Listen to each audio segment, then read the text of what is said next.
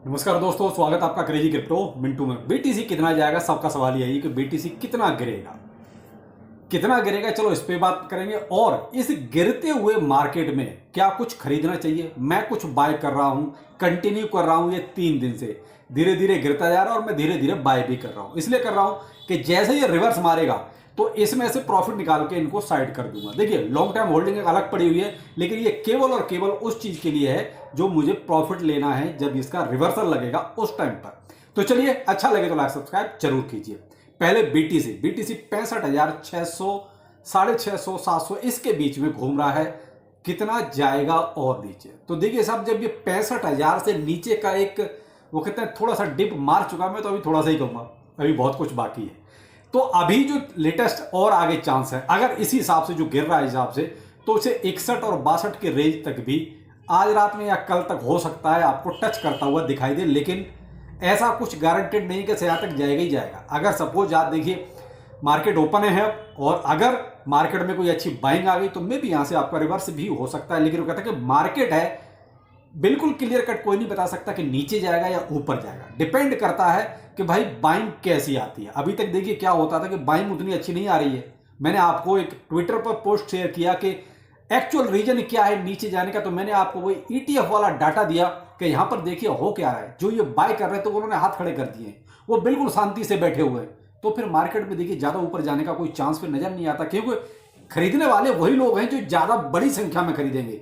भाई हम जैसा, आप जैसा, या और ठीक है जो छोटे हम लोगों से ऊपर के जो लोग हैं वो और कितना खरीदेंगे, वो भाई ठीक है, ये उनकी एक सीमा है। लेकिन ये लोग ऐसे थे कि किसी भी भाव पर आ रहा था तो ये किसी भी भाव पर खरीद रहे थे।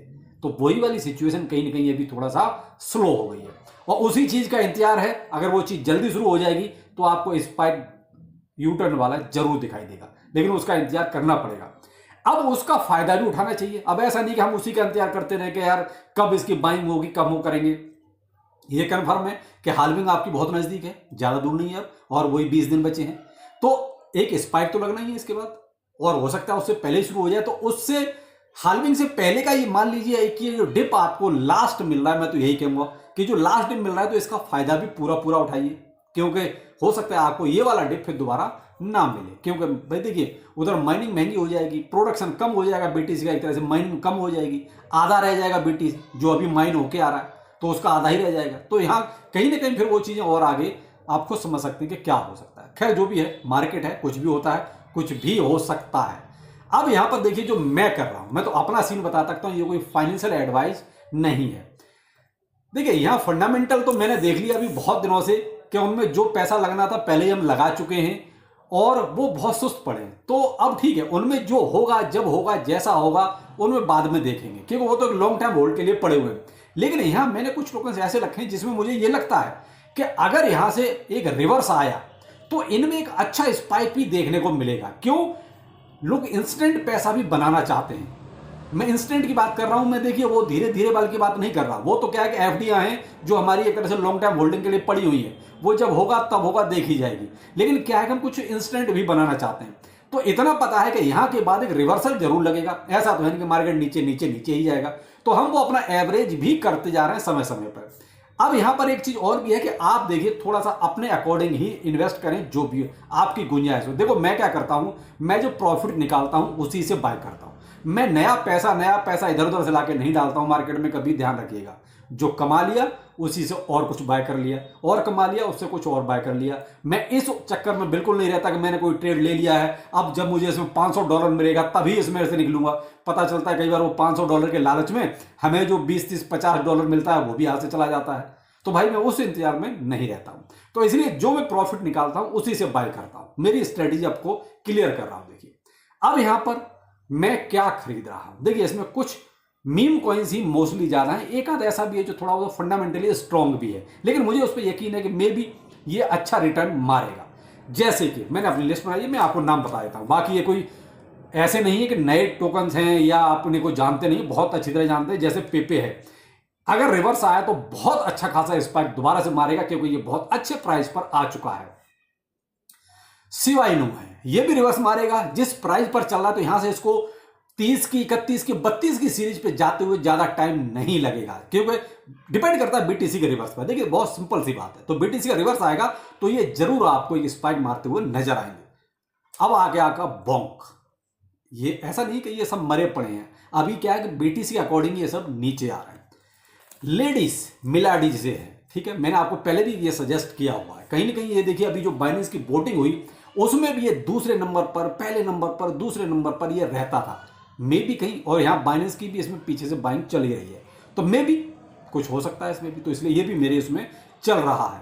अब आते हैं हम आगे कैस्पा। ठीक है, कैस्पा को भी आप अपने पोर्टफोलियो में रख सकते हैं। आपका है फ्लोकी, इसको भी आप दोबारा से, यानी कि मैं इसे इंस्टेंट की बात कर रहा हूं। देखिए मैं आपसे ये नहीं कहूंगा कि आप कोई लॉन्ग टाइम के लिए अभी वाला इन्वेस्ट करें। लॉन्ग टाइम तो मुझे लगता है इसमें से जितने भी टोकन है सबके पास ऑलरेडी आपके पास पहले से ही पड़े होंगे। मैं केवल इंस्टेंट की बात कर रहा हूं। अगर आपके पास फंड है तो थोड़ा बाय कीजिए। मैं ये नहीं कहूंगा कि आपसे किसी में भी अभी आएगा तो अभी $100 लगा दो। भाई देखिए मैं अपनी बताता हूं, मैं किसी में 20 लगा रहा हूं डॉलर, किसी में 30 लगा रहा हूं, किसी में 10 लगा रहा हूं। इस अकॉर्डिंग में धीरे धीरे इनमें जो है नीचे जाता रहा है, मैं अपनी एवरेज बाइंग करता जा रहा हूं। मैं ऐसा भी नहीं कर रहा कि मेरे पास $100 है तो मैंने 100 का उठा के सीधा फ्लोकी में लगा दिया, वो नहीं कर रहा हूं। मैंने आपसे कहा ना स्टेप स्टेप, तो आप उसमें उसके अकॉर्डिंग आप कर सकते हैं। अब जैसे पॉलीगॉन मैटिक, इसमें भी आप थोड़ा सा रख सकते हैं। मैंने आप पहले ही कह दिया कि भाई कुछ थोड़े से फंडामेंटली जो स्ट्रॉन्ग है ना उनको भी रखा है।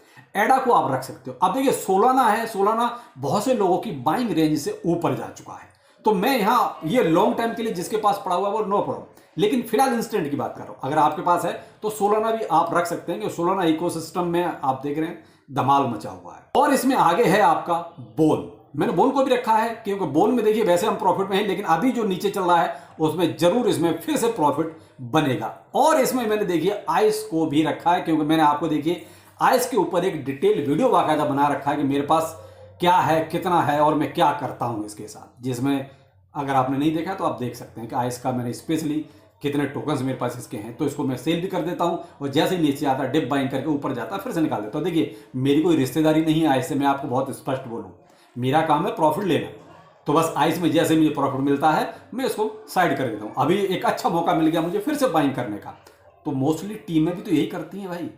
वो लोग जब उन्हें बर्निंग करनी होती है बायबैक करके, तो वो करते क्या हैं, जानबूझ के पहले तो उसका प्राइस गिराते हैं, फिर वहां वो बाय करते हैं और फिर एक अच्छे उस पर जो है प्राइस पे कई बार बेच देते हैं और कई बार उसको जो लो प्राइस पर एक तरह से उन्होंने खरीदा होता है उसकी बर्निंग कर देते हैं। तो भाई वही स्ट्रेटजी आप भी बना के रखिए। आप मत ये सोचिए कि मेरे पास जो है जब तक वो आसमान नहीं छूएगा मैं बेचूंगा नहीं। मेरे भाई क्रिप्टो में फिर पैसा बनाना थोड़ा सा मुश्किल हो जाता है। और दूसरा, आप नया पैसा कोई भी ज़्यादा डालिए कि भाई आपकी जेब में है वो भी आप डालते जाएं, तो जेब कभी भी खाली नहीं होना चाहिए। वो कहते हैं ना कि यूएसडीटी हमेशा जेब में होना चाहिए, न मालूम हमें कब बाइंग करनी पड़ जाए। तो वो कहते हैं हमेशा 20-30% आपकी जेब में रहना चाहिए, चाहे मार्केट किस भी कंडीशन हो, चाहे आपका बुलिश चल रहा हो और चाहे आपका बियरिश चल रहा हो, लेकिन 20-30% आपकी जेब में हमेशा रहना चाहिए एट ए टाइम बाइंग के लिए। जैसे कि आजकल अभी जो टाइम चल रहा है बाइंग का चल रहा है, बड़ा बढ़िया बाइंग का हिसाब चल रहा है, तो आप यहाँ थोड़ा सा इसके बारे में सोच सकते हैं। देखिए ये कोई फाइनेंशियल एडवाइस नहीं है, ये वो है जो मैं कर रहा हूं। तो देखिए ये मेरी एक अपनी स्ट्रेटजी है जो मैंने आपके साथ शेयर की। क्यों बहुत से लोग यही पूछ रहे हैं सर क्या करना चाहिए, मार्केट तो गिरता जा रहा है। तो देखिए मार्केट को हम रोक नहीं सकते भाई, इसमें जो लोग अच्छे खासे प्रॉफिट में वो तो बेचेंगे, हम उनको कैसे रोक सकते हैं। तो मार्केट तो गिरेगा, अगर गिरने पे है तो गिरेगा, और जिस दिन सबका कोटा पूरा हो जाएगा उस दिन से फिर ये अपना रिवर्स भी मारेगा। तो भाई मार्केट तो देखिए ऐसे ही चलता है, आपको अपनी ही स्ट्रेटजी बनानी पड़ेगी। किसी को कॉपी मत कीजिए कि अच्छा ठीक है मैंने ऐसा किया तो आप भी ऐसा कर लें। ये डिपेंड करता है आप पर कि आपके पास कितना फंड है, उसी के अकॉर्डिंग आप अपनी स्ट्रेटजी बनाइए। तो मैंने आपको बता दिया कि मैं तो बस उसी में से कमाता हूं और उसी में से लगा देता हूं। बस मैं ये नहीं करता कि ठीक है लगा दिया शायद से लग, नहीं भाई कितना लगा दो, क्रिप्टो करेंसी है, लगाते जाओ कम पड़ जाएगा। आपके पास 10 करोड़ है वो भी कम पड़ जाएगा, कितना भी लगा दो। तो भाई ऐसा नहीं होता है, आप कमाओ वही लगाओ तो ज़्यादा बेहतर है। तो ये मेरी स्ट्रेटजी है, कैसी लगी जरूर बताइएगा। और आपके पास क्या क्या है, या आप इस डिप बाय में क्या बाय कर रहे हैं, क्या आपने कुछ बाय किया है, एक बार कमेंट सेक्शन में जरूर बताइए, उसको पता चले आप कुछ बाय कर रहे हैं या केवल मार्केट को देख ही रहे हैं। तो भाई देखने से भी बात नहीं बनती। वो मैंने आपको बीटीसी के ऊपर ही कहा था कि कोरा ज्ञान लेने का भी कोई फायदा नहीं है। एक मेरे भाई साहब मेरे जैसे ही हैं, वो केवल बीटीसी के ऊपर आके आपको पूरी हिस्ट्री बताते रहेंगे, क्या उससे पेट भरेगा। एक बहुत सिंपल सी बात है, क्या पेट भरेगा, नहीं। प्रैक्टिकल करने से पेट भरेगा, आमदनी होगी तब पेट भरेगा। केवल कोरा ज्ञान आके सिर्फ यही कहते रहो तो उससे पेट नहीं भरता मेरे भाई। थोड़ा सा सोचिए जरूर। तो चलिए फिर मिलते हैं किसी नए अपडेट के साथ। नमस्कार।